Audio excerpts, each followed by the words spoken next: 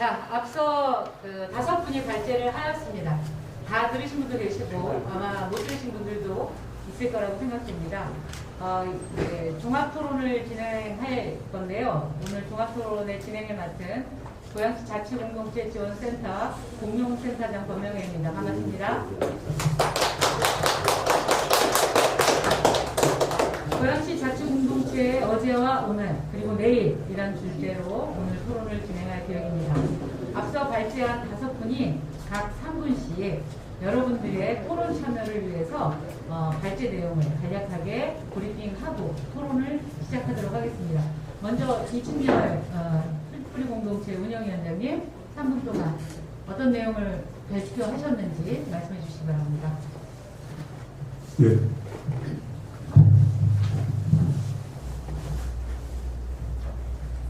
고양시와 고양자치 현수소를 주제였는데 처음부터 보신다라고 할 거니까 짧게 그러니까 제가 하고 싶은 말 중심으로 그냥 간단하게 한 말씀 드리겠습니다. 문제의식은 어쨌든 고양시가 자치도시를 추진하겠다고 선언한 지가 10년이 됐습니다. 이제 10년이 됐고 그 의미로 그 의미 자체로서도 굉장히 의미가 있는 일인데 그 자치도시를 추진한다는 관점에서 고양시와 고양시 자치가 지금 현재 어디까지 와 있는가, 그리고 약간의 앞으로 나아가는 건 어떤 방향으로 나아가면 좋겠는가라고 하는 걸 간단하게 요약 발표를 앞에서 했었고요. 그것도 다시 핵심 추리자면 지금 현재 고양시 현주소를 단적으로 이야기하자면 기본적으로 산업 기반, 도시 기반시설이 매우 부족한 상태에서 인구와 주택만 꽉 찬 전국뿐만 아니라 세계에서 유례를 찾기 힘든 초대형 베드타운이 만들어져 있다는 겁니다. 그 상황에서 어떻게 그러면 이 도시를 사람들이 함께 더불어 살아가는 도시로 만들어갈 거라고 하는 것을 행정이나 주민들이나 다 과제로 안고 있는 거죠. 다 함께 행복하게 사는 도시. 그러려면 기본적으로는 지금 현재 다른 기반시설은 없는 상태에서 그럼 가장 큰 자산이 뭐냐라고 하는 걸 따져보니까 결과적으로는 기반시설 없이 주택만 많이 지어갖고 사람이 엄청 많이 들어와 살고 있는 거예요. 이 많은 사람 중에 참 재주 있는 사람도 많고 여러 가지 능력 있는 사람도 많고 다양한 욕구를 가진 사람들이 다양하게 있기 때문에 이 사람들이 갖고 있는 에너지를 어떻게 끌어모을 거냐라고 하는 게 매우 중요하다고 생각을 하고, 그런 상황에서 이 자치도시 혹은 자치공동체 도시라고 하는 부분이 매우 중요한 하나의 목표가 될 수 있다. 왜냐? 사람이 각자가 자기가 원하는 바, 자기가 욕망하는 바를 사실은 다 스스로 자기가 주인에서 풀어가려고 하는 건데 그 판을 시에서 깔아주면, 그리고 우리가 자치적으로 만들어 간다면 그것이 하나의 도시를 함께 더불어 살아가는 행복도시로 만들어가는 하나의 중요한 엔진이 될 수 있다. 그 엔진, 그런 차원에서 지금 현재 그런 큰 정책을 그렇게 쓰고, 나머지 마을 공동체, 그 다음에 주민자치의 전환, 그 밖에 시에 필요한, 자치에 필요한 각종 돈과 사람과 예산, 이런 부분을 어떻게 만들어갈까라고 하는 부분을 좀 간단하게 좀 고민 정리해봤습니다. 일단 그걸 한마디로 정리하면, 기본적으로 이 자치공동체 도시가 되려면 맨 처음에 첫 출발은 마을 공동체 자체가 육성되고 막 발전이 된다. 다양한 그것이 기반이 돼서 동자치가 변하고, 그것이 또 기반이 돼서 시자치, 시참여자치, 시행정에 대한 적극적인 참여가 이루어지면서 활발해지면 그게 자치도시가 되는 거고, 이 자치도시의 에너지, 사람들의 에너지를 가지고 전체 고양시민 108만 고양시민이 함께 더불어 살아가는 행복도시를 만들어가는 엔진이 되지 않을까라고 하는 게 제 발표 내용 핵심이었습니다. 이상 마치겠습니다. 네, 너무 짧아서 이해가 되셨나 모르지만 토론회 과정에 참여하시면 아마 어떤 내용이었는지 발음하실 것 같습니다. 그 다음에 이제 김범수 박사님이 진정한 지방민주주의 과연 가능한가 라고 하는 주제로 발표를 하셨는데 지금 현재 이 자리에 안 계십니다. 중요한 상을 수상하러 잠시 다른 곳으로 가셨고요. 김범수 박사님은 투입과 산출 이런 이야기를 했습니다. 지금 현재 우리는 행정의 집행, 결국 산출에 집중하고 있고 결과를 중요시하고 있다. 과연 투입의 핵심은 주민이 참여하고 주민이 결정하는 이런 과정이라고 보여지는데 이후 산출보다는 그 투입의 과정이 좀 더 강화된다면 아마 지방 민주주의 가능하다 이렇게 발표 내용의 핵심이 그거였던 걸로 기억합니다.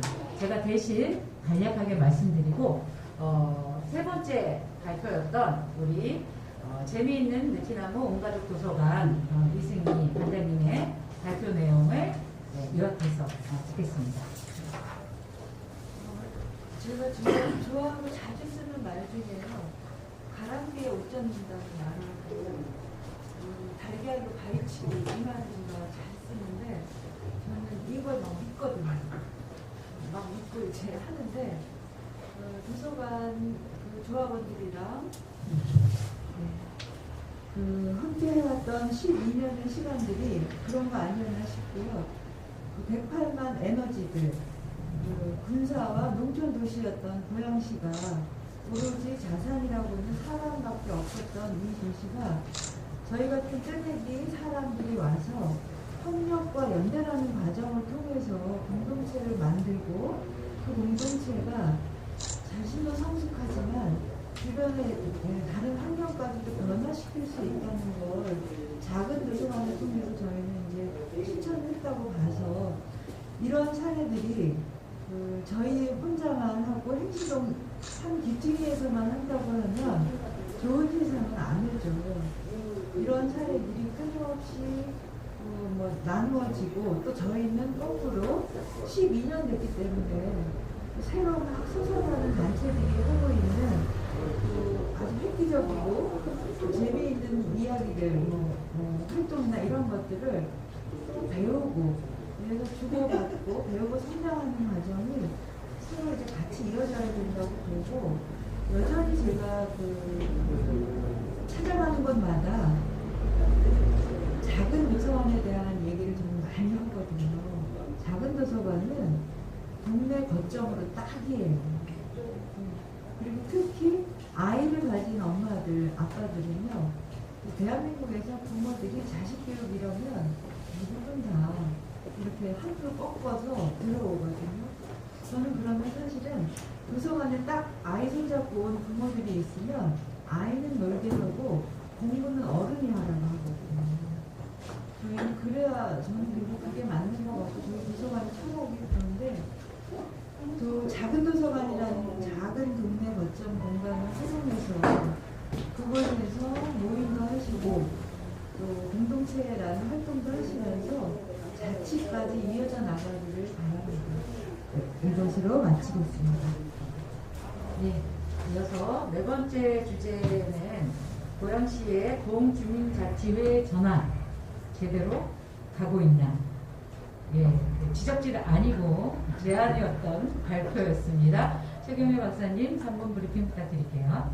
네, 만나서 반갑습니다. 제가 발표의 요지는 4개로 구성되어 있습니다. 첫 번째는 지금 국정전략 중에 자치분권 국정전략이 주민자치회와 어떻게 연관되어 있고 자리매김되어 있는지에 대한 기본적인 얘기 말씀을 드렸고요. 두 번째는 주민자치회에서 우리가 어떤 것들을 쟁점적으로 살펴봐야 될지에 대해서 서울시를 중점적으로 살펴봤습니다.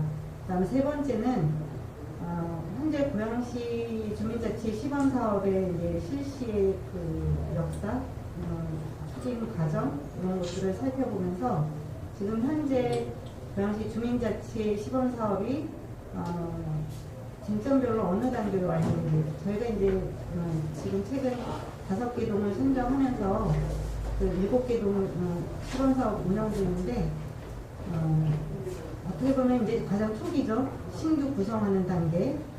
그리고 이제 마지막이 제 발표의 핵심인데, 과연 우리가 앞으로 고양시 주민자치가 활성화되기 위해서는 어떤 것들을 조금 더 쟁점을 들여다봐야 될지. 그래서 첫 번째는 누구에게 어떻게 주민자치를 구성한다고 알릴지, 그리고 그런 알려서 지금 5개 동에서 선정된 결과들이 과연 그것에 충실하게 대표성을 확보하고 있는지.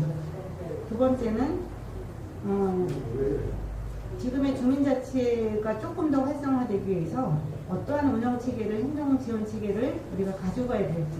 여전히 우리가 주민들의 힘만으로는 조금 부족하니까 외부의 어떤 지원을 더 필요로 하는 행정체계를 갈지, 아니면 조금 더디더라도 우리 스스로 가는 길을 갈지, 그런 것들을 검토해야 된다고 생각합니다.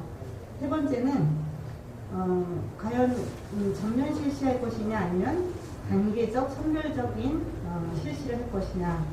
이거에 대한 이제 제가 다른 조금 보완이 될 수 있는, 설명 보완이 될 수 있는 자료로, 과연 우리가 2012년부터 자치공동체 그 사업을, 지원 사업을 진행하시는데, 12년부터 19년도까지 봤을 때 과연 지원금을 많이 받은 동이나 혹시 안 받은 동이나 그러한 동들이 그 주민자치를 시행하는 데 있어서 영향 차이가 있을까? 지원금이 많고 적음이 혹시 그런 기준들에 우리가 혹시 매몰되어 있지는 않을까? 그러면 우리가 어떤 그 기준들을 가지고 이 실시에 대해서 염두에 둘지, 이 세 가지를 제가 답을 내기보다는 우리들이 의견을 모아야 된다고 생각합니다. 이상입니다. 네, 감사합니다.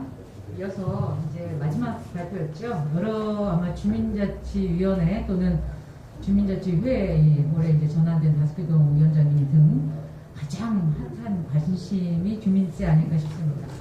주민세 환원사업 전국 실태와 고양시 적용 방안에 대한 발표를 오수길 교수님 해주셨고요. 3분 브리핑 부탁드리겠습니다. 네, 반갑습니다. 저는 주민세 환원 사업의 의미와 활용에 대해서 말씀을 드렸었는데요.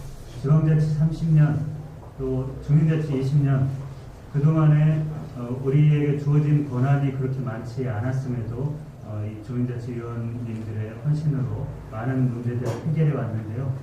민주주의가 더 보양되면서 오히려 우리 생활 단위의 생활 세계의 문제를 해결하는 쪽에 더 관심을 두게 돼 있었습니다. 그런데 중앙정부에서 해왔던 것이 주민참여 예산제와 같은 거라든지, 아니면 그 중앙정부 차원의 공모사업 같은 거, 이런 것들로 겨우겨우 지자체를 끌고 가는 형식이었는데요. 주민세는 우리 생활 단위의, 우리 생활 주체의 생활인들의 의사결정을 더 뒷받침할 수 있는 그런 근거가 될 수 있고, 앞서서 김범수 박사님이 말씀하셨던 것처럼 민주주의의 투입 요소로 가장 중요한 것이 주민세가 아닌가 싶습니다. 그래서 주민자치회로 전환이 된다라고 하면은 훨씬 이 심도 있는 논의와 의사결정 과정이 필요할 텐데, 그 과정을 통해서 우리 지역의 크고 작은 문제를 해결하는 것, 또 그 과정에서 논의하면서 많은 정책 의제들이 나올 거기 때문에 궁극적으로는 이 고양시청이 해결할 수 있는 그런 범위의 정책 아이디어도 제시할 수 있을 거다, 이런 내용을 말씀드렸습니다. 고맙습니다. 네, 아마 3분을 들으셔서 어떨지 모르겠습니다만, 그래도 잠잠히 들었던 기억과 여러분들이 평소에 생각했던 우리 시의 자치공동체의 미래, 과거, 현재도 중요합니다만, 과거와 현재를 딛고 이제 미래를 이 과정을 통해서 한번 설계해 볼 건데요. 미래를 고민했던 것들을 오늘 토론에서 허심탄회하게 한번 엮어보고자 합니다. 먼저 혹시 우리 시청하시고 계시는 분들 중에 질문 들어온 게 있을까요? 두 가지 질문 들어왔는데요. 마이크를 활용해 주셨으면 좋겠습니다. 마이크 없지? 먼저 우리 최경희 박사님한테 올라온 질문입니다. 주민자치위원회에서 주민자치제로 전환했지만 시동 실시 동의겠죠. 상당한 혼란이 야기가 되고 있고 이론과 현실의 차이가 많다. 현재 고양시의 주민자치 시범 시행에서 시행착오를 줄일 수 있는 방법이 무엇이 있겠는가? 라고 질문이 하나 들어왔고요. 한 분은 오수길 교수님한테 온 질문인데요. 유엔의 17개 분야 지속 가능성에 대한 현안 해결 방식으로 주민총회 운영에 동의를 하면서 그렇다면 마을 공동체에서 실현할 수 있는 구체적 활동의 예시를 들어주시면 좋겠다. 이렇게 두 가지 질문 같습니다. 네. 제가 질문을 다 따로 말씀드리지 않겠습니다. 두 분 잘 이해하셨을 것 같고요. 먼저 우리 최경배 박사님부터 답변 부탁드리겠습니다. 네, 지금 오개동에서 주민자치회를 구성하였고, 그 다음에 이제 시행 수치라든지 운영 그런 수치들을 마련하고 있는 단계라고 알고 있습니다. 그러니까 어떻게 보면 주민자치의 구성에서 가장 이제 초기 단계이죠. 제가 그 몇 개의 단계들을 말씀드렸는데, 그중에 이제 초기 단계입니다. 그런데 아마 질문자께서 혼란이 있다라고 하고, 이게 얘기하신 거는 아마 이게 구성 인원이나 그 지원자 수에 있어서 생각보다 좀 적고, 그 다음에 이게 동별로 조금 차이가 있고, 5개동 사이에서도. 그렇기 때문에 이거를 그렇게 이제 생각하시는 것 같은데, 가장 중요한 것은 어떻게 보면 구성 자체에서부터 이제 대표성을 확보해야 된다. 그러면은 이거에 대해서 지금 혼란이라고 한다면은, 그러니까 이제 뭐 지원 체계라든지 이런 거는 일단 이제 첫 번째부터 구성에서 우리가 어떻게 대표성을 확보할 것인가는 이게 상당히 동마다 이렇게 좀 기존에 구성하고 있는 분들의 특성이 많이 반영되는 것 같아요. 특성들이. 그런데 그러면 그 특성들을 우리가 어떻게 좀 더 개방성을 가져갈 수 있도록 그것들을 고민해야 될 것 같고, 그러면은 여기다 또다시 행정적인 어떤 뭐 지원이라든지 뭐 예를 들면 저희가 행정적으로 잘하는 뭐 어느 정도 모였으면 뭐 가점을 준다든지 이런 식으로 갈지. 근데 그렇게 해서는 저는 근본적인 문제가 해결되지 않는다라고 생각하고, 조금 더 확대할 수 있는, 홍보할 수 있는 저희가 만들어낸 사례들을 조금 더 널리 알리는 것. 그러면서 이제 확산시키는 게 필요할 것 같고, 두 번째는 그 행정 체계를 어떻게 구축해 갈까, 이 부분에 있어서는 저는 고양시 주민자치의 활성화의 가장 큰 문제, 그러니까 보완점이죠. 보완해야 될 것이 뭐냐면은, 그러니까 발표문이나 다른 데 사례들을 보면 우리가 한 것들이 참 많거든요. 예를 들면 공동체 사업의 건수나 금액도 예산도 적지 않고, 그 다음에 우리가 마을자원조사나 마을계획을 안 한 것도 아니고. 근데 한 가지 문제점은 뭐냐면은, 그거에 대한 전체적인 틀을 아직은 갖추고 있지 않다. 어떻게 보면 굉장히 이게 체계적이고 조직적으로 조금 이것들이 모아져야 되는데, 필요에 따라서 행정적 지원이라든지 이런 필요에 따라서 만들어지다 보니까 큰 그림이 그려져 있지 않다. 그러고 우리가 이제 만들어 놓은 자원들이 많단 말이죠. 예를 들면 동자치지원관 같은 역할을 하는 것이 저희 고양시에도 분명히 있었는데, 그런 것들을 앞으로 어떻게 활용해서, 그러니까 저는 지금까지 우리가 해놓은 것들을 좀 모으고 어떤 사업들을 했는지, 그 다음에 어떤 인적 자원들이 배출됐는지, 그런 것들을 전체적으로 좀 취합을 하고 우리의 행정 체계를 구축할 필요가 있다. 지금은 너무 큰 그림이 없이 산발적으로 이루어졌다.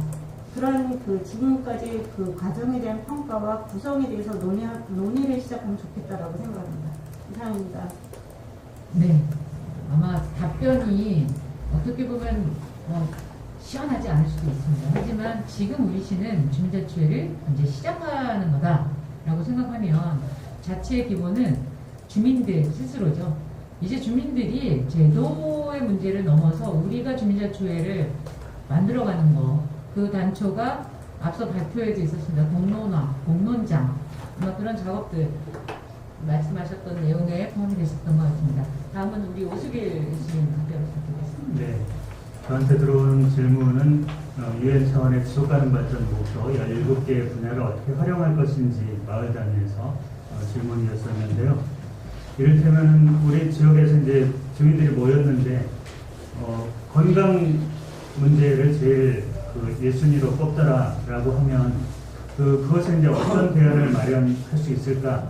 만약에 이제 우리 지역의 건강을 위한 토론회 열면은 예컨대 과거 같으면은 그 토론회에서 주로 나오는 얘기는 체육시설을 설치하자 이런 정도가 나왔을 거라고 가정을 해보시죠. 그런데 이 17개 분야를 가지고 우리 지역을 우리 마을을 건강하게 만들려면 어떻게 해야 될까요? 라고 그 17개 분야를 쭉 생각해 보면은 제가 금방 생각해 본 건데요.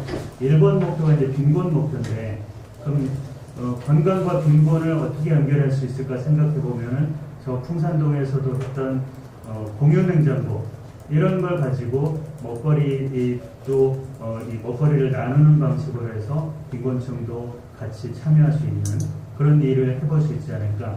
또 건강 교육을 제대로 하면 좋겠다. 건강 상식에 대한 교육을 해보면 좋겠다. 그게 이제 4번 목표가 교육 목표인데 그 목표를 보면서 그래 건강 교육을 잘하면 좋겠다. 이런 얘기가 나올 수도 있지 않을까.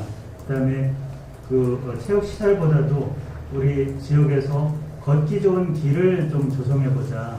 그러면 걷기 좋은 길에 주민들이 자꾸 나와서 걸으면 운동이 되기 때문에 건강에도 도움되지 않겠느냐. 그것은 11번 목표를 보면은 그 아이디어가 나올 수도 있지 않을까 하는 거고요. 12번 목표는 지속가능한 생산과 소비 양식인데 12번 목표를 만약에 본다라고 하면은 우리 분리수거를 제대로 하자. 그래야 플라스틱이 여기저기 섞여가지고 미세 플라스틱이 다시 우리 입속으로 안 들어오지. 그런 얘기들을 할 수 있는 이 논의거리가 될 수 있다라는 생각이 들고요. 그렇게 되면은 우리가 무슨 사업을 할까라고 할 때 저 의원님들 만나가지고 이 체육시설 해달라고 하자. 이것보다도 훨씬 더 우리가 할 수 있는 이 아이디어나 사업들이 더 늘어날 수 있고 그 중에 몇 가지를 하다 보면은 더 많은 재정이 들어갈 수 있고 다른 동네도 하면 좋겠다. 이런 것은 시청에 제안도 할 수 있고 그렇지 않을까 싶고요. 또 이 동단위 마을 단위에서 우리 집에 또는 우리 지역에 지속가능 발전 목표를 세워보자라고 하면 예를 들어서 우리 가족은 1번 목표에 우리 가족은 이웃돕기를 잘하고 있는지 2번 목표에 우리 가족은 우리 지역에서 나는 음식을 주로 먹고 있는지 3번 같으면은 우리 가족은 건강한 생활을 하고 있는지 4번 같으면은 우리 가족은 늘 배우려고 노력하고 있는지 이런 식으로 좀 더 이 정책 과제를 정책 의제를 풍부하게 만들어낼 수 있는 그런 이 도구로 활용할 수 있겠다 이런 말씀을 드리고 싶습니다. 네. 네, 이렇게 말씀해 주시니까 머리에 저 17개 과제가 뭔지 기억 안 났거든요. 근데 뭔지 알 것 같아요. 여러분도 그러신가요? 네. 네. 우리가 어떤 문제를 해결하기 위한 대안을 만들 때 그냥 A는 B야. 이게 아니라 A의 문제는 해결하기 위해서 한 10가지가 있을 수도 있는 거죠. 그것이 체계적이고 종합적으로 얼개가 짜여지는 어떤 대안. 그래서 너나 없이 주민이 할 수 있는 거, 행정이 할 수 있는 거 이렇게 또 구분 지어지고 예산 낭비도 나올 수 있고. 맞나요? 교수님? 네. 야, 저 빠르죠? 이해가. 예, 여러분도 이렇게 이해하셨죠? 네, 활용의 가능성이 아주 높은 17개 목표 활용 잘 들었습니다. 자, 혹시 또 온라인상 질문이 더 있으면 지금 말씀해 주시고 없으면 혹시 또 중간에 들어올 때마다 좀 정리해서 전달을 해주시면 그 내용에 대한 답변을 또 해드리도록 하겠습니다. 자, 그러면 지금부터 여기 몇 분 오지는 못하셨어요. 우리 플로어가 아시다시피 코로나19로 인해서 그 대면을 최소화하다 보니까 그럼에도 몇 분 오신 우리 플로어에 오신 분들의 질문을 좀 묻겠습니다. 자, 질문할 때 질문의 의답 표시를 어떻게 하죠? 것으로 합니다, 주로. 자, 질문하신 분은 손을 들어서 표시해 주시기 바랍니다. 네. 자기 소개 간단하게. 이름 말씀해 주시고, 네, 발표해 주십시오. 네, 저는 행신 삼동 민자치위원 이민현입니다. 저희 행신 삼동에서도 활동가들이 계시는데 거의 대부분이 지속적으로 활동해 오신 분들이 대부분이시거든요. 제가 이번에 신입으로 들어갔는데 지속적으로 활동하신 분들은 기존에 보신 어떤 그 방안들이 있고 신규가 들어갔을 때는 그걸 따를 수밖에 없는 그런 어떤 우청하게 되는 그런 것들이 느껴졌어요. 제가 볼 때는 주민자치회를 전환이 되려고 하려면 기존에 계셨던 분들의 그런 역량을 가지고 새로 오신 분들과 의사소통이나 이런 것들이 좀 활발해지면 조금 더 다양한 정책이 내는 게 가능할 것 같은데 어떤 그러한 부분을 어떻게 좀 해결할 수 있는지 좀 팁을 주시면 고맙겠습니다. 자, 이제 현장 얘기 나왔습니다. 이게 완전 동네에서 지금 벌어지고 있는 아마 행진 3동간의 문제는 아닐 수 있습니다. 이런 현상들은 있는데 우리 플로 질문을 우리 답변을 어느 분이 해주시겠습니까? 현장을 좀 경험해 보셨거나 하는 분이 도움이 될 것도 같고, 자, 제가 누구 보고 답변하십시오 이렇게 말할 수 있는 건 아닌 것 같아요. 누가 손을 들고 답변을 자처해 주시겠습니까? 저요. 교수님이 현장 아세요? 우리 교수님 훌륭하시네요. 현장을 너무 잘 아시는. 네, 답변 부탁드릴게요. 제가 뾰족한 수능은 없고요. 네네. 제가 한번 깔아야 그 뒤에 더 좋은 답변이 들어올 것 같아가지고 지금 이제 전국적으로 주민자치회로 이제 전환하면서 그런 물적인 토대가 없이 지난 20년을 이 주민자치위원회에서 공소했던 분들이 되게 서운해하는 이 상황이 되는 거잖아요. 그런데 이제 그것을 이제 제도적으로는 주민자치 교육을 통해 가지고 교육 수료한 분들 중에 뭐 추첨으로 뽑는다 이런 식으로 이제 제도적으로 마련해 가고 있는 건데 그러니까 그런 차원에서 보면은 그 교육을 또 하고 또 내가 지금 추첨이 안 돼서 위원을 못 하더라도 또 다음 기수에 또 돌아오시거나 아니면은 주민자치회가 이제는 더 많은 사업들과 연계될 수가 있기 때문에 그렇게 연계되는 사업들마다 또 이 주민자치회 경험이 있는 분들이 주민자치위원회 경험이 있는 분들이 그런 사업들을 함께 연결해 주시는 역할을 할 수 있도록 그렇게 조정할 필요가 있지 않나 싶고요. 그다음에는 이미 이제 주민자치회가 구성이 된다라고 하면은 좀 계속 해왔던 이 관성이 있고 그 경험이 또 소중하기 때문에 새로 들어오신 분들의 문제 제기가 잘 결합이 안 될 수도 있지 않습니까? 그거는 저는 좀 분과위원회를 나눠가지고 새로 들어오신 분은 약간의 새로운 아이디어가 있다라고 하면은 뭐 TF처럼 움직이든지 아니면 어떤 특별한 주제를 가지고 분과위원회를 구성을 해서 그분들이 또 새로운 아이디어를 좀 짤 수 있게 하고 거기에 이제 경험 많으신 분들이 한 분씩 결합하시는 방식으로 가면은 기존 경험도 축적이 되고 새로 들어오는 아이디어도 같이 결합될 수 있지 않을까 싶습니다. 네, 이해하셨죠? 근데 답은 아마 수백 가지가 넘을 겁니다. 특히 동주민자치위원회에 또는 주민자치회에서 활동하시고 있는 특히 새로 들어가신 주민들이 아직은 낯설기도 하고 조심스러워서 그러기도 하는데요. 한번 부딪혀 보십시오. 한번 뜨는 거죠, 뭐. 네. 네. 그런데 이제 주민들 간에 갈등이 생기고 서로 얼굴 안 만들려고도 서로 조심하기도 하죠. 근데 저는 정책을 이야기하고 하는 데 있어서 조심스러움도 중요하지만 의지를 갖고 하는 것도 필요하지 않을까? 네, 저도 예전에 주민자치위원회 할 때 좀 까여봤습니다. 이렇게 표현하면 좀 방송용이 아닐까요? 예. 아무튼 힘내시고 아마 이미선님과 같이 이제 주민자치위원회 딱 들어갔을 때 그런 벽을 좀 느끼셨거나 뭔가 좀 고민이 생겼던 분들 모두 힘내시길 응원합니다. 자, 또 우리 플로어에서 질문하실 거 있으시면 손 들고 질문해 주시기 바랍니다. 네. 어디서 오신 누구신지 말씀해 주시고요. 저는 주민자치 현장에서 뛰고 있는 일산일동 주민자치위원장 대행님 가지 질문을 우리 최경혜 박사님하고 이승희 도서관장님 드리겠습니다. 주민자치 회의와 도움 지원 주체와의 관계 중에서 고양시 32개 동의 주민자치 발전 사항은 청소년들입니다. 그런데 여기에서 박사님이 주제로 가지고 계신 부분에서 공자치 지원관 파견이라는 그런 부분이 있는데 저도 생각하기에 조금 동자치 지원관을 파견해서 주민자치로 하는데 적정이라는 생각이 듭니다. 근데 동자치 지원관을 파견하려면 예산이 필요한 부분이 있는데 예산을 어떻게 확보할 수 있는가.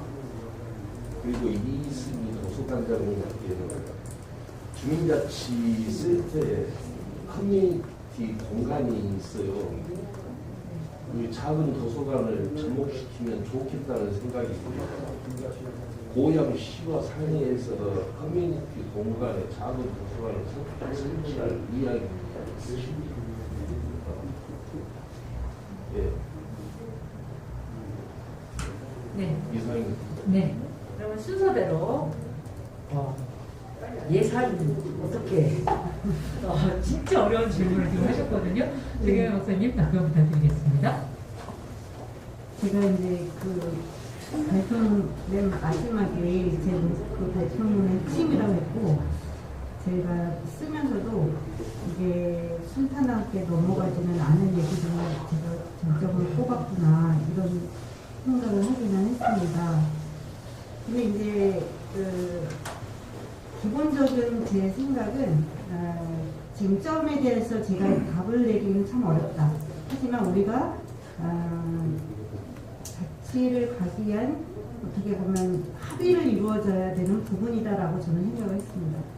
그래서 이 우리가 행정체계 중에서도 지금 동자치지원관 이렇게 조금 결합을 해줘야 되는 외부인이 우리한테 필요한지 아닌지, 저는 그것도 역시 첫 번째로 우리가 한번 걸러고 공론화시켜야 될 부분이라고 생각합니다. 그러니까 어디선가 행정이든 아니면 다른 중간지원조직에서든 그 전체적인 로드맵은 나올 수 있지만, 연구기관에서든 그 로드맵 초안은 나올 수 있지만, 그 초안이 나올 때 지금 말씀드린 것처럼 맨 처음부터 그것들에 대한 주민들의 주민자치위원회 분들이 좀 결합해서 그것들에 대한 필요성에 대해서부터 먼저 논의를 하는 것이 필요하다. 그리고 그것이 아마 첫걸음일 거라고 생각을 하고요. 두 번째는 제가 아까 발표 중에서 답변 중에서도 말씀드리고 했던 것 같은데, 저희는 이미 너무 많은 예산과 그다음 실행 사업들이 주민자치회를 구성하기 위한, 지원하기 위한 여러 사업들을 이미 시행했다. 그런데 그것들이 정확한 얼개를 가지고 체계화되지 않았다. 서로 그런 것들을 조금, 그러니까 예를 들면 동자치지원관 역할을 만약에 한다고 하면은 우리는 이미 중간지원 조직에서 코디네이터 된 사람들 활동을 이미 양성했고, 그 사람들을 과연 어떻게 결합시킬지 이런 것들에 대해서 좀 초세적으로 검토하고 그림을 그리면 좋겠다. 그리고 이제 마지막 핵심이 예산 확보인데요. 예산 확보는 저도 이렇게 생각합니다. 어떻게 생각하냐면은, 지금 저희가 지금 이렇게 주민자치 활성화를 위한 쟁점들을 얘기하고 그 다음에 화두를 던지는 과정들이 그대로 사그라들지 않고 행정에서 받든지 아니면 우리가 조금 더 다양한 매체를 통해서 공론화 과정 거치면은 그 과정에 어떻게 보면 첫걸음이 될 수 있을 것이다. 예산 확보도 그렇게 생각합니다. 이상입니다. 네, 요는 그거죠. 앞에 과정 빼고 예산 확보. 주민들이 다 원하면 예산 만들어질 수 있다. 그것이 정책적 의지로 반영되면 예산 1순위 되지 않을까요? 그죠? 그 말씀이시죠? 네. 배영미 위원장님, 자치지원관이든 앞서 발표했던 주민세 하는 문제도 결국 주민들이 원하면 갈지 않을까 그런 생각도 좀 해봅니다. 네, 현장에서 파이팅! 자, 혹시 또 질문하실 분 계시나요? 두 번째 질문, 네, 진행합니다. 관장님. 네. 커뮤니티 센터 안에 공간이 있으신데 그걸 작은 도서관으로 만들고 싶다는 얘기셨잖아요. 네, 선생님 만드신다고 하면 저희 도서관에서 책 보내드려요. 네, 저희 도서관이 끊임없이 동네 분들이 책을 기증하시거든요. 후원하시고 그러면 저희가 다 정리해가지고 모아뒀다가 그런 공간으로 보내고요. 연변에도 보내고 이러고 저희가 이렇게 다 컨설팅도 해드려요. 9년 동안 하셨으니까 12년. 네. 전수해 준다고 네. 공감만 했으면 네. 그리고 지금 행신 삼동도 동장님께서 행정복지센터 안에 북카페를 만들고 싶다고 하셔가지고 저희가 책을 보내드리기로 하고 그럼 이제 저희는 무슨 이런저런 후원 물품들이 많이 들어올 때도 있거든요. 그런 것들을 다 이렇게 연결해드려요. 이쪽에 책상이 필요하니까 이거를 하고. 근데 사실은 하드웨어보다 더 중요한 건 소프트웨어인 것 같아요. 그 공간은 책이 몇 권이냐에 따라서 수준이 오는 게 아니라 일단 만들어 놓으면 관리자가 하나 있어야 되는 게 더 큰 문제죠. 잘 알겠습니다. 네. 네, 배영미 원장님, 일산 일동에 도서관, 상세 도서관 하시고 싶으면 이승 원장님 선생님 받으시고요. 제가 보기에는 어쨌든 그 도서관이 사람들의 공간으로 가는 거, 그 부분의 핵심인 것 같아요.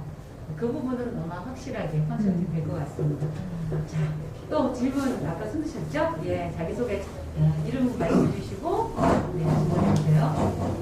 회원 박종근입니다. 네. 고양자치공동체 창립 5주년 기념 정책 포럼 축하드립니다. 오늘 주제가요, 자치공동 어제 오늘 그리고 내일인데요. 제가 어제 오늘에 대해서 좀 말씀을 드리면 내일에 대해서는 우리 이춘열 위원장님이 인구 구조적인 측면에서 좀 열어주시면 될 것 같습니다. 이제 먼저 어제를 말씀드리면 제가 이제 자치 공동체 거버넌스 이런 단어를 접한 게 이춘열 위원장님 발전으로 있다시피 2010년도 그때쯤인데 그때 이제 그걸 접했던 분들이 40대, 50대 이런 분들이었거든요. 근데 이제 10년 지났으니까 누군지 50대, 60대가 다 되었죠. 그리고 그분들이 여전히 이제 열심히 활동하고 계신데, 저도 그래요. 저도 이제 고양시 온 지 한 20년이 넘었거든요. 이제는 좀, 아까 말씀한 정조심도 생겼고, 애양심도 생기고, 그리고 저희 또래가 대부분이 이제 은퇴를 앞두고 있거나, 이제 은퇴를 한 그런 세대예요. 그래서 제가 느끼는 거는 좀 에너지가 바닥에서 많이 함축되어 있거든요. 공동체 활동에 대한. 그런 반면에 지금 오늘도 보면 이 자리에 대부분 이제 다 저보다 이제 나이가 많으신 분들이고 우리 남 기자님 빼면 그런 것 같고요. 그리고 아까 여기 또 발표 중에 있었다시피 주역동인가 여기 분석을 해보니까 20, 30대의 자치회에 참석이 여전히 좀 저조하다 이런 말씀도 있었고요. 모르겠어요. 제가 모르는 뭔가 블루오션 그런 공동체가 있는지는 모르겠는데 제가 아는 바로는 좀 여전히 좀 젊은 층에 참여는 좀 부족하다라고 그렇게 알고 있거든요. 근데 이제 그 친구들의 좀 성향을 분석해보면 한 20대 후반 정도면 이제 고향이 다 고향시라고 답할 친구들이에요. 저희 세대들이 와서 키우고 이제 이렇게 자랐던 친구들이기 때문에 좀 그런 면에서 그럼 인구 구조적으로 좀 한편으로는 좀 단절됐다는 느낌도 있고 아니면 우리 세대들이 노력을 하지 않았다는 좀 우리가 너무 달려오다 보니까 좀 뒤를 안 돌아본 거 아니냐 그런 느낌도 강하거든요. 좀 그런 측면에서 앞으로 내일을 좀 내일의 고양시 자치공동체를 어떻게 열어갈 건지 인구 구조적인 측면에서 이춘율 위원장님이 좀 답변해 주십시오. 지금 이게 마이크 잠깐만요. 마이크가 질문자한테 없어서 다 들어가요. 오케이. 예, 그러면 답변해 주시기 예, 바랍니다. 저기 제가 사실 이제 제 발표는 사실 총론적 발표라서 사실 5만 사안에 대해서 5만 마디 한 마디씩 다 할 수 있는데도 제가 맨 마지막에 하겠고요. 하여튼 그 재밌는 또 인구 구조적 의미에서 얘기하니까 진짜 재밌는 동기 한 마디 하나 드릴게요. 그 고양시의 그 인구 구성이 늙어가고 있어요. 그러니까 사실은 젊은 층이 산성률이 저조하는 중요한 요인 중에 하나입니다. 어떻게 늙어가고 있냐면요.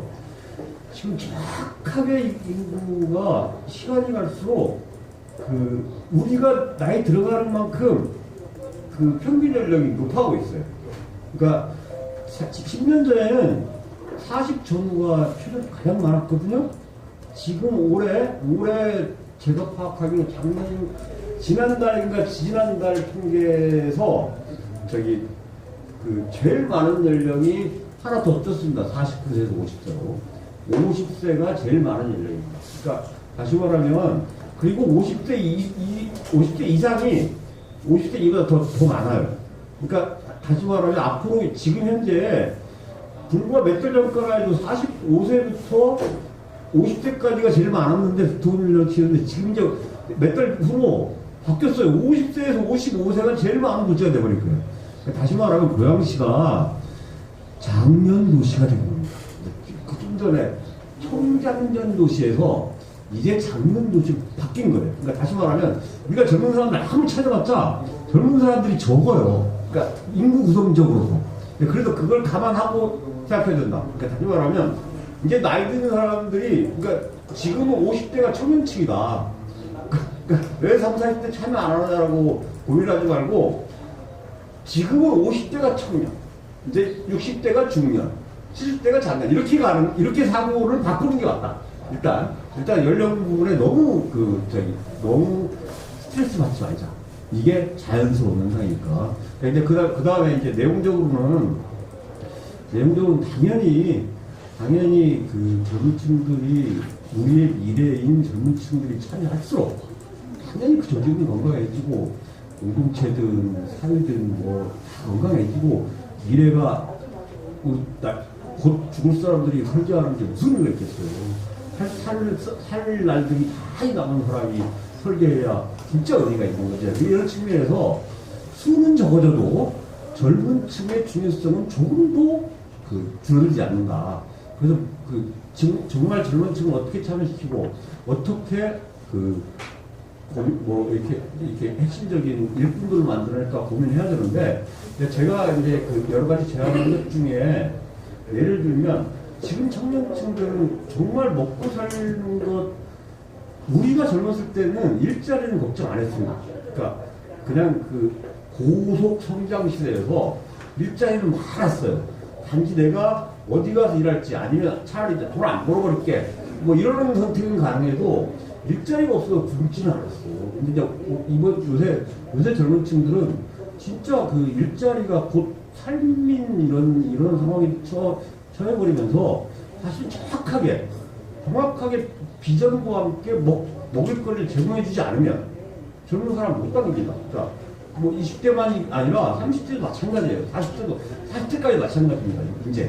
자, 그러니까 다시 말하면 공동체 사업이 됐든 공동체 활동이 됐든 자치 활동이 됐든 당연히 먹을 걸 전제로 하고 고민해야 된다. 먹을 걸 전제로 하지 않는 먹고 사는 데서 자유로운 공동체 활동 없다. 먹고 사는 데서 자유롭지 않은 자유로운 자치 활동 없다. 이렇게 사고전환을 우리가 이제 해야 될 거라고 생각해요. 왜냐하면 기본적으로 공익적 활동들이 활동하는 사람들이 사실은 약간 여유가 있을 때는 좀 여유가 있는 사람들이 사실은 회의 안 받고 보수 안 받고 활동하는 것이 굉장히 초창기에 많이 역할을 해왔어요. 앞으로도 계속 그걸 기대하기 힘들다. 그래서 먹고 사는 함께 가져가야 되고 그런 장치에서 예를 들면 그러니까 지원관이라고 하는 표현을 쓰는데 저는 지원관이라는 표현 별로 안 좋아하고요. 어쨌든 지원 인력이라고 저는 표현을 하는데 지원 인력 같은 경우 예를 들면 이 공동체 활동이 됐든 자치 활동이 됐든 의학계 다른 일이 됐든지 지원 인력 부분 같은 경우도 사실은 좀 안정적으로 시청을 해서 그걸 추진을 하면 그 자체가 하나의 그 일자리가 되고 한편으로는 그 자체가 이른바 청년 코어를 만들어가는 축이 된다는 거예요. 그러니까 기본적으로 활동가 한 명을 매개 살려주면 그 그룹이 하나가 생겨날 수 있다. 넓은 의미에서 새로운 방식의 청년 일자리, 다시 말하면 자치와 공동체 영역에서의 새로운 일자리 창출 가능성이 매우 많다. 다시 말하면 공동체뿐만 아니라 자치뿐만 아니라 그것이 뻗어나가는 넓은 의미의 사회적 경제라고 하잖아요. 협동조합이 됐든 뭐 사회적 기업이 됐든 뭐가 됐든 이렇게 젊은 축이 돼서 이걸 뻗어나갈 일들은 많은데 실제로 그것을 끌고 갈 사람이 적고 한편으로 그걸 진짜 신무 역할을 할 사람이 청년층이 많아요. 지금 왜? 불안하니까. 당장 이거 임시직 같으니까. 당장 1년 뒤에 또 딴 데로 뛰어야 될 것 같으니까. 이런 상황이 어떻게 하겠냐고. 그래서 사실 그런 마중물도 사실 시에서 주는 게 진짜 자치도시를 만들어가려고 한다면 그런 마중물을 주는 게 저는 지자체 역할이고 정부의 역할이다라고 생각을 해요. 그냥 그 다른데 퍼주는, 그러니까 청년 일자리 하나 만들기 위해서, 개인 일자리 하나 만들기 위해서 자리 하나 만들어주는 것보다 이 공동체나 자치 영역의 일자리는 이것이 한 자리로 끝나는 게 아니고 10자리, 20자리를 만들어주는 효과를 낼 수 있다고 합니다. 일단 이 정도로 일단 나가보겠습니다. 네. 마을 일자리. 아주 좋은 정책이 됐으면 좋겠다는 생각합니다. 자, 혹시 또 질문이 있으시면 손들고 의사표시를 해주시기 바랍니다. 일단 당장 없으시면 또 진행하다 보면 질문이 생각나실 겁니다. 그때 또 질문을 받겠고요. 제가 좀 질문을 드리고 싶은 게 있는데, 우리 지금 발표 중에 우리가 이제 지역별 참여 또는 지역 자치라고 하는 부분도 있지만 한편으로는 시정에 대한 주민 참여 수출에 처음에 설계됐던 부분이 있습니다.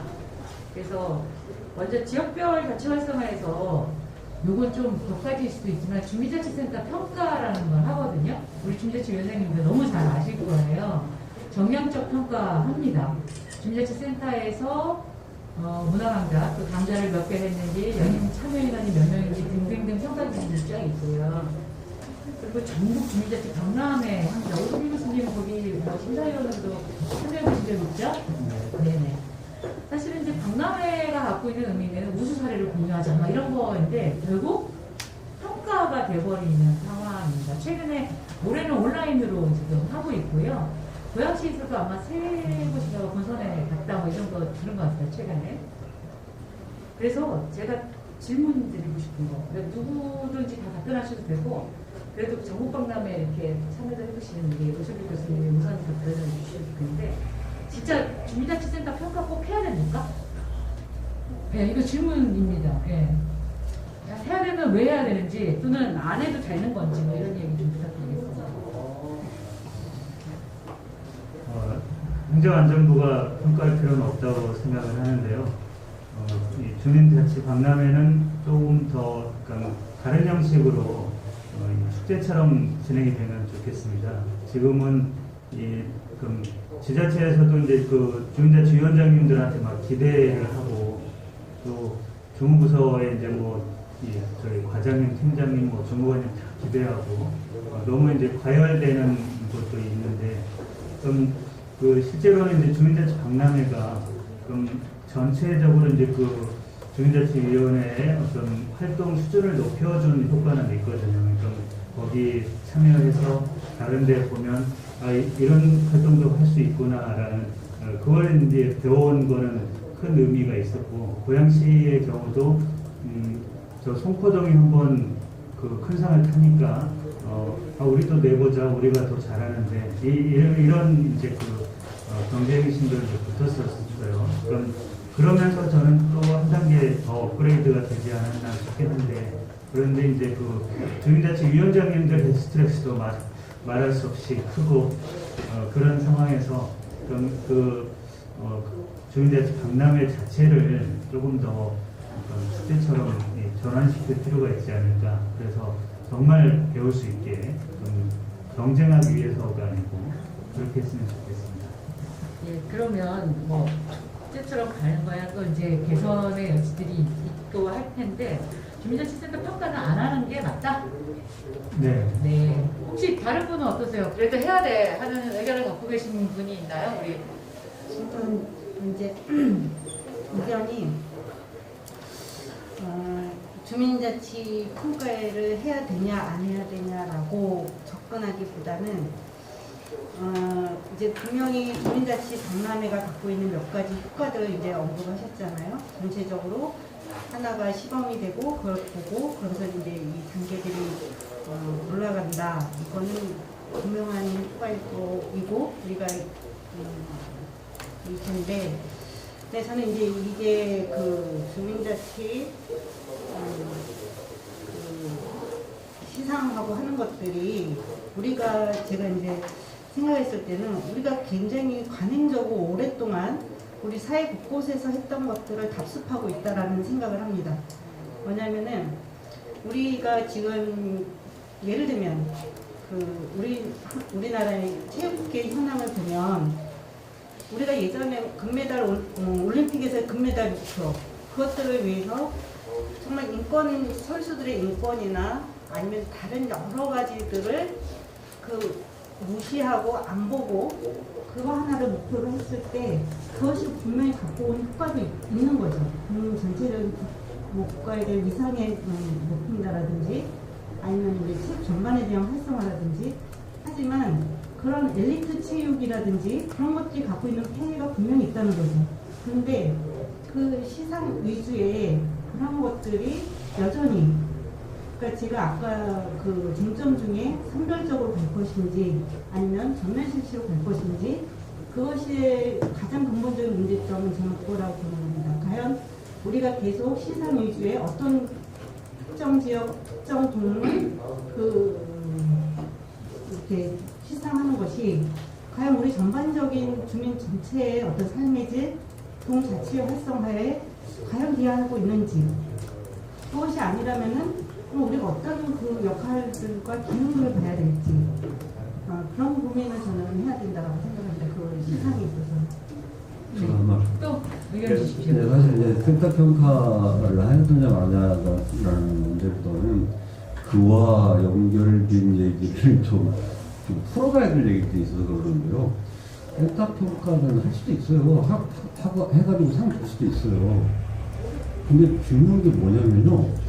생태평가는 결과를 갖고 차등 지급을 하고 주민자치 전환을 시켜주고 안 시켜주고 그 다음에 센터만이 아니에요. 자치공동체 사업도 떨어뜨리고 깎고 이러는 데 쓴다라는 거예요. 그냥 저는 이 부분이 저는 자치와 공동체라고 하는 거고 맞지 않는 방식이라고 생각하는 거예요. 공동체나 자치에서는 전형적인 공모 방식, 평가에 따르는 당락 또는 차등 지급 이런 관행은 공동체나 자체에서 솔직히 뿌리 뽑아야 된다. 그러니까 이거 안 된다라고 하는 거고 이 부분은 그 관행을 완전히 탈피해야 된다. 그러니까 다시 말하면 공동체 사업도 뭐 그냥 그 절반 되고 절반 탈락하고 이거 안 된다. 그리고 또 하나 주민자치를 평가해서 지원금이 달라져요. 그다음에 이번에 특히 이제 주민자치 전환 시켜주고 안 시켜주고 하고 시켜준다고 또 돈을 왕창 줍니다. 막 1억씩 주고 그래요. 안 시켜주도록 국물도 없고. 자, 이게 결과적으로 모든 마을의 공동체, 모든 동의 자치를 발전시키는데 이게 기여하겠습니까? 경쟁 방식으로 해서 한 사람 저거 잘하니까 많이 주잖아. 얘도 잘해. 이게 가겠습니까? 작동 안 하는 방식이라는 거예요. 그러니까 기본적으로는 평가하는 건 좋은데 그 인센티브는 최소화하는 것이다. 이 자치랑 공동체에서 인센티브 최소화. 진짜 나 1등 했다고 자랑 좀 하게 해주는 거지. 1등 했다고 100만 원 주고 2등 했다고 50만 원 주고 이게 말이 안 하는 거예요. 이건 아니다. 자, 이 방식을 제가 마이크를 잡은 이유는 이걸로 끝내려고 한 게 아니고 그 다음 얘기하고 자연스럽게 연동돼서 그래요. 그러니까 예를 들면 이제 그 주민세 환원금 같은 경우를 받아서 사실 크게 원칙을 잡으면 됩니다. 주민세는 기본적으로 자치와 공동체의 발전에 세종시처럼 특별히계로 박아버리면 딴 돈을 못 씁니다. 뭐 이건 정책적 의지로 가능해요. 이제 그렇게 일정 풀을 만들어버리고 일정 풀을 만든 상태에서 사실은 그것을 그 용도에 맞게 정해진 틀에 맞게 쓰게 하면 되는 거예요. 근데 문제는 이제 그 걱정하시는 게 이러더라 공무원들이나 이쪽 관계자들은 줄 근거가 없다는 거예요. 그러니까 이 동에다가 줄 근거가 없다고 계속 공모사업 해갖고 공모사업 방식으로 이게 뭐가 선정되면 지원하는, 선정되면 지원하고 선정 안 되면 안 해버리는 이런 식으로 가는 거예요. 이제 그래서 사실은 주민자치 전환도 선택의 문제라고 아는 게 주민자치 시범 실시를 다 해야만 시범 사업비를 내려줄 수 있습니다. 이게 매우 중요한 포인트예요. 그러니까 시범 실시를 하지 않으면 돈을 내줄 근거가 찾기가 쉽지가 않아요. 그럼 다 공모를 해야 돼요.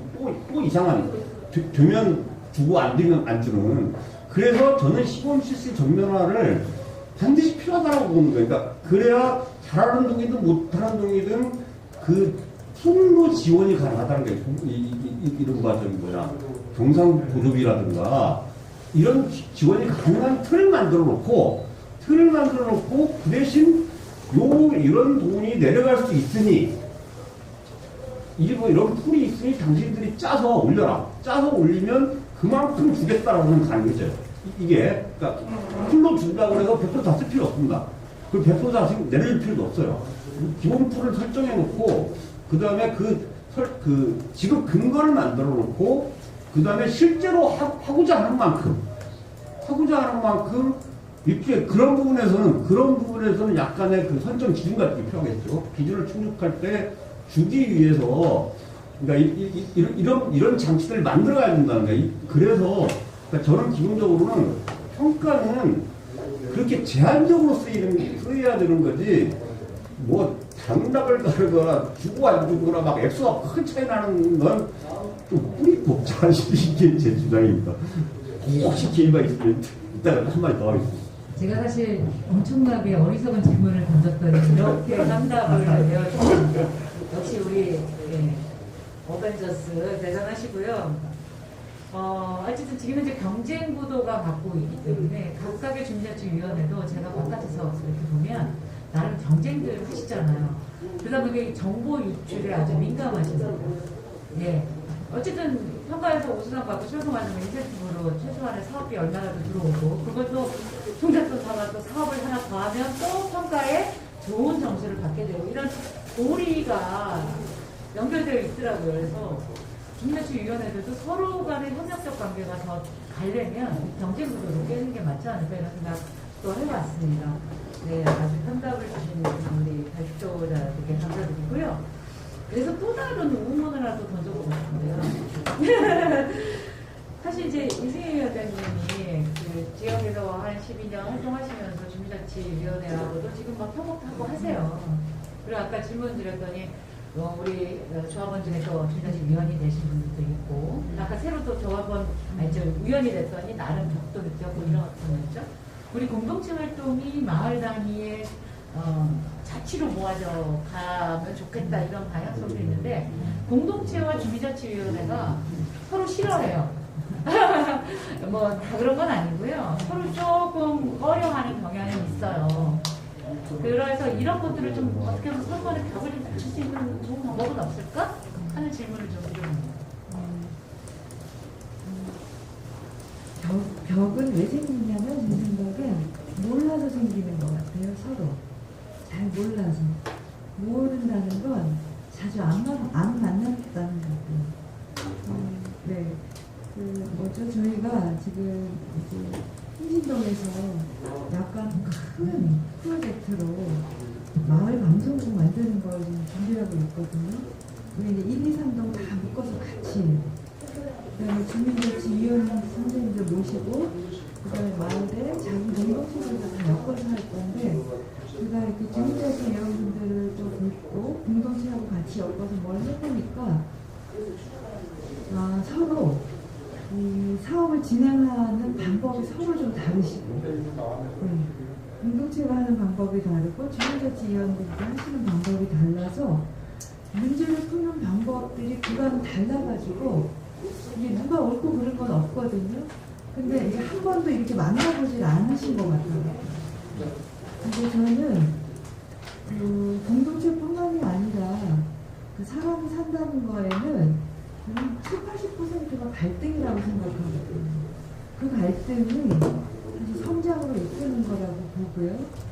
근데 이제 옆에서 계속 저도 같이 끼어서 보니까 이분들이 서로 몰랐고 못 만났고 그 다음에 갈등이 생기면 더 관계가 골이 깊어질까봐 회피하시더라고요. 근데 사실 갈등이나 두려움은 문제는 정면으로 맞부딪혀야 해결된다고 보거든요. 근데 또 거꾸로 저는 계속 이 다양한 곳에 가서 컨설팅 하다 보니까 주민자치 여러분들을 특히 많이 뵙는데 굉장히 열려있는 주민자치 여러분들도 많으시고 그분들이 오랫동안 쌓은 경험들을 그냥 이렇게 사용하지 않는다는 건 사회의 손실이라는 생각도 들더라고요. 며칠 전에 센터에서 했던 특집일 때도 대덕동이 공사일이 아니고 공이인 거예요. 그 까닭을 아무도 모르는데 거기 주민자치위원장님께서 자세히 설명해 주셔서 참가했던 공동체 직원 활동가들이 같은 고향 시민이었는데 이때까지 몰랐다. 근데 그런 소중한 경험이나 자산, 이런 것들이 그냥 주민자치위원이고 공동체인데 서로 몰라서 풀지 못했다는 저 안 봤잖아요. 자주 만나시고 갈등이 생기더라도 저는 끝까지 또 부딪혀야 된다고 생각합니다. 네, 이제 도망가지 마시고 피하지 마시고 손잡고 또는 멱살 잡고 막걸리집 가십시오. 굳이 치고받고 하지 말고 딱 붙잡고 막걸리집 가서 그랬구나. 그랬어 맞아 이렇게 맞장구 한번 치시면 살짝 풀려나가기도 할 것 같습니다. 사실 시간이 좀 많이 흘렀다고 자꾸 메시지가 오는데요. 우리 온라인에서 댓글 달아주신 게 있어서 그거 잠깐 소개하겠습니다. 끝에는 물음표인데 이게 질문이 잘 모르고요. 마음의 소리 TV라는 곳에서 주셨는데요. 주민자치의 초기 참여 촉진의 비교, 경쟁을 부추기는 평가 방식을 넘어 실제 마을의 성장과 주민의 자치가 이루어지는 투명한 과정에 대한 공유 방식으로 점차 자리 잡아가지 않아야 할까요? 더불어 각 동네 특유만의 아카이빙이 자리 잡아야 하지 않을까는 것이 개인적인 의견입니다. 너무 좋은 의견 주셨는데 이것을 질문으로 이해하고 굳이 답을 안 해도 될 것 같습니다. 그죠? 네. 마음의 소리 TV님 정말 영원이십니다. 가슴에 새기겠습니다. 깊이. 네. 고맙습니다. 하나만 덧붙이자면요. 공동체의 결과물이 눈에 보이는 게 아니잖아요. 그런데 이걸 자꾸 평가를 하려고 하고 관에서 보이는 평가는 정량 평가 위주더라고요. 근데 이제 도서관도 공립이든 사립이든 1년에 한 번씩 평가를 받습니다. 근데 이걸 저희가 오랫동안 그 관과 이야기해가지고요. 정량 평가를 줄이고 정성 평가로 바꾸고 있거든요. 저는 정량 평가에 대한 것들은 눈에 보이는 결과물이 있을 때나 가능한 거지 자치나 공동체처럼 눈에 보이지 않는 것들은 정성 평가 위주로 가야 된다고 생각합니다. 고맙습니다. 자, 여러 가지 논쟁을 할 만한 거리도 사실은 있고 어떤 의견이 더 나올 수도 있습니다. 제가 시간만 더 있으면 좀 이야기하고 싶었던 거는 화두로 던지고 각자 좀 더 고민할 수 있었으면 좋겠다 이렇게 화두를 좀 던져보겠습니다. 최계 박사님 발제하면서 주민자치회 정말 전면 실시해야 될지 선별적으로 단계적 실시를 해야 될지에 대한 화두를 한번 던지신 적이 있거든요. 근데 앞에 답변이나 내용에서 사실은 이제 선별이라고 하는 그 기준이나 왜 선별을 하는지 뭐 이런 것들에 대한 고민도 좀 있겠고 전면 실시 얘기도 이미 나왔고 해서 그럼에도 불구하고 어떤 면에서는 이런 고민의 지점은 조금 더 논의가 필요할 수 있겠다. 우리 모두가 그런 생각이 좀 들었고요. 이번에 주민자치회 5개동이 이제 실제 이제 주민자치회 위원을 뽑고 하는 과정에서 행정의 역할은 무엇이었는가 또는 향후에 우리가 전면 실시든 선별적 단계 실시든 간에 과연 주민자치회 전환 과정에서의 행정의 역할은 주민자치니까 주민이 스스로 하는 거야 라고 방관하는 건지 아니면 적극적 개입이 필요한 건지 등등 어떤 역할들이 필요할지 고민의 지점이 좀 있습니다. 그래서 논의를 해보고 싶었으나 시간상 우리 모두에게 화두를 던지고 이런 의견들은 향후 좀 모아서 우리 앞으로 우리 시가 주민자치회로 가는 길에 좋은 의견들로 제안됐으면 좋겠고요. 사실 지금까지 이제 마지막에 한 가지를 좀 하고 싶어요. 이거는 여러분들께 모두에게 발표자들에게 준비할 건데요. 그 전에 오늘 나온 이야기들의 가장 핵심에 무엇이 있었냐면 주민자치나 공동체 일부분에 사실 주민이거든요. 주체인 주민이 어떻게 참여할 것이냐 또는 주민이 어떻게 스스로 할 수 있게 할 거냐 제도적인 부분이든 참여의 방법론이든 이거는 아직도 고민이고 그렇습니다. 그래서 그리고 또 하나는 일각에서는 이런 게 있어요. 정말 예산까지 주민세까지 다 갖다 주면 주민이 진짜 잘할 수 있어? 아유 주민들한테 그거 뒷주머니 타고 딴주머니 차고 망치고 이런 얘기도 사실은 있습니다. 과연 주민이 잘할 수 있나? 이것도 어떤 면에서 보면 일각의 의견일지 주민 스스로는 어떻게 생각할지 고민의 지점이 있습니다.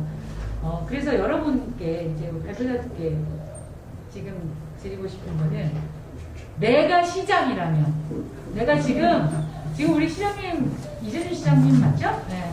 근데 내가 시장이라면 2021년 내년에 최우선 정책으로 자치 공동체와 관련된 최우선 딱 하나만 여러 개가 다 얼개가 짜이는 거 다 압니다만 그럼에도 불구하고 딱 하나 이거는 반드시 예산은 상관없습니다. 최우선으로 해야 돼 라고 생각하는 것 한 가지씩 모두 얘기 하나씩 해주시고 오늘 토론을 마칠까 합니다. 자 그냥 부를게요. 어떻게 먼저 하시겠습니까? 이준현 시장님 일단은 네. 못한 얘기 할 시간을 줄 알았더니 네 마무리하라고 자꾸 그 마무리를 하라고 하니 시장이 못한 얘기를 대신하는 걸로 하겠습니다. 네. 그러니까 기본적으로는 주민자치 전환 과정에서 제가 사실 얘기하고 싶었는데 우리 최 박사님한테 넘겼더니 최 박사님은 사실상 피한 부분이 하나 있어요. 그러니까 뭐냐면 기본적으로 피한 건 아닌데 이제 그냥 이렇게 조금 서울 사례를 하고 넘어갔는데 저는 주민자치회 전환이라고 하는 게 주요한 포인트가 지금 현재 고양시 자치나 공동체 발전에서 중요한 포인트고 지금 내년 1년 2021년도는 주민자치회 전면 전환을 준비하는 해 39개 동 모두가 지금 2개 동 4년 된 2개 동이나 지금 막 시작하는 5개 동이나 그 다음에 아직 시작도 안 한 32개 동이나 똑같다고 생각합니다. 큰 차이 없다 지금. 큰 차이 없고 기본적으로는 주어진 이미 선정된 동들은 예산까지 일정 부분 받고 있으니 그걸 이제 합산하시고 그 다음에 안바운동은 충분한 지원을 통해서 39개 동 전체가 내년 1년을 동주민자치 전환을 준비하는 해다. 준비가 안 돼서 사실은 이런 문제가 다 생기고 있는 거다. 왜 서울시 같은 경우는 마을계획단 사업이든 뭐든 해갖고 몇 년씩 준비를 했고 다른 데들도 사실은 준비가 상당 부분 거쳤어요. 고양시는 지금 그냥 일정 짜놓고 갑자기 신청하라고 하고 점수대로 잘라갖고 몇 개 동 선정하고 그냥 가고 이런 판을 계속 반복하고 있거든요. 그래서 그냥 제가 시장이라면 이제 결론적으로 제가 시장이라면 내년 1년을 주민자치회 전환 전면 전환 준비해로 만들고 내후년에는 그 진짜 모든 동이 진짜 시범 실시가 가능한 동으로 만들었으면 하는 해보겠습니다. 자, 네, 마무리 발언과 더불어 내가 시장이라면 이렇게 같이 얘기해 주셨는데요. 우리 다른 대표자들도 이렇게 좀 정리해 마무리 발언과 함께 해주시기 바랍니다. 자, 다음 이승희 시장님 할까요? 네. 이승희 시장님. 네, 알겠습니다. 네. 저는 제가 시장이라면, 네. 평생교육과 뭐 주민자치과 기타 등등 과에 나가 있는 모든 지원 사업을 거두어 드리고 기본소득으로 돌리겠습니다. 시민들. 그래서 연결지수 높여서 지원 사업 따가지고 그거 가지고 이렇게 문화복지 사업 이런 거 하지 않고 당당하게 이 동아리 활동하면서 경제 살리고 이렇게 하고 싶습니다. 네. 기본소득. 야, 주민자치 얘기하고 막 공동체에 기본소득 나왔죠. 무관하지 않습니다. 먹고 사는 거. 난 찬성일세. 네, 찬성 나왔습니다. 자, 우리 최경혜 시장님 발언해 주십시오. 저 최경희 시장은 워낙 소심해가지고요. 막 팍팍지하는 못하겠습니다. 저는 오늘 계속 되풀이되는 얘기인데 원론적으로 우리가 전면 실시를 가든 아니면은 조금 단계를 밟든 지금까지 우리가 한 2012년 더 엄격하게 얘기하면은 그림을 그리기 시작한 2010년도부터 우리가 쌓아온 인적 자원이라든지 사업의 내용들이라든지 이런 것들을 좀 다 모아보는 시간이 필요하다. 그걸 통해서 정확한 로드맵도 나올 테고 그 다음에 위에 저희 같이 했던 사람들의 의견을 모으는 시간이 저는 더 필요하다고 생각합니다. 이게 이제 형식적으로 보면 아마 이춘현 위원장님께서 말씀하시는 준비 시기가 될 거라고 생각합니다. 이상입니다. 네. 역시 주체인 시민들 또는 우리들의 이야기들을 모으고 생각을 모으는 상황이 필요하다. 그렇습니다. 자, 이제 끝으로 오수비 시장님의 공약은 아니고 뭐라 그래요? 정책을, 최우선 정책을 듣겠습니다. 네, 아까 질문 중에 우리가 이제 그 노년층이 많아진다는 말씀을 하셨는데요. 이제 지금 올해부터 이제 50 플러스 세대들이 엄청나게 이제 정점을 찍기 시작하는 그런 때라고 이제 들었습니다. 그럼 유엔에서는 65살까지로 청년을 연장한 거 아시죠?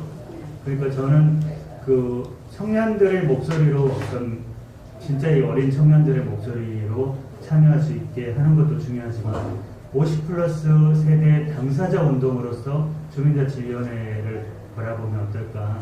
50 플러스 세대라는 것은 50살이 이제 넘어가는 거니까 59살까지가 아니라 플러스니까 60살로도 가는 거고 그 다음에 50 플러스인데 40대 이제 후반부터는 곧 준비해야 되는 거잖아요. 그러니까 그분들이 당사자 운동을 하는 공간으로서 주민자치위원회를 바라보면 어떨까 이런 생각을 합니다. 그러니까 그런 지점에서 이 주민자치위원회가 주민들의 우리처럼 이제 계속 나이가 들어가는 주민들의 핵심적인 허브가 됐으면 좋겠다는 생각에서 제가 시장이라면은 우리 마을공동체 자치공동체 지원센터장님한테 명령을 하겠습니다.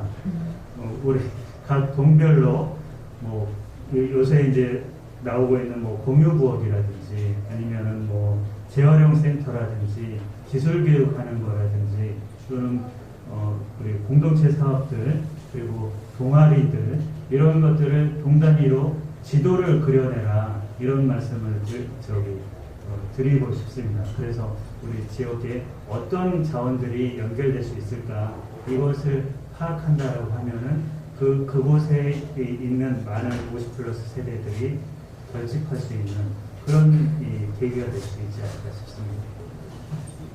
네. 혹시 유재준 시장님 지금 이 방송을 보고 계신지 모르겠는데요. 내년에 센터 추경에 이 지도 그리는 예산 꼭 해주셔야 될 것 같은데요. 예, 내가 시장이라면이라고 여쭤봤습니다. 사실은 어떤 정책이 하나가 따로 있는 건 아닙니다만 그런 다양한 정책이 어떻게 체계를 잡고 얼개를 잘 짜서 가느냐가 더 중요할 것도 같습니다. 네 분 발표자분께 감사드리고요. 긴 시간 또 시청하시고 댓글 달아주신 모든 주민들께 감사드립니다. 자치공동체의 미래, 예, 먼 얘기 아니고요. 어려운 얘기 아닙니다. 오늘 여러 이야기에서 나왔듯이 우리 주민이 만드는 거고요. 이미 해왔습니다. 우리가 어느 날 갑자기가 아니고 과거, 현재, 지금까지 해온 걸 좀 더 다듬고 함께 더불어 더 많은 주민과 함께 만들어가는 것, 그것이 답이 아닐까 싶습니다. 그리고 서로 신뢰하는 것. 행정은 주민을 신뢰해야 되고 주민은 주민들 간에 서로 신뢰해야 되는, 아마 그런 기반을 갖고 간다면 우리 미래는 밝습니다. 네, 이제 끝낼까요? 네. 이후 이제 7시부터 공동체 마당이 진행이 됩니다. 토론은 좀 딱딱했을지 모르겠고요. 공동체 마당은 말랑말랑하고 아주 즐겁고 재밌는 장이 열릴 겁니다.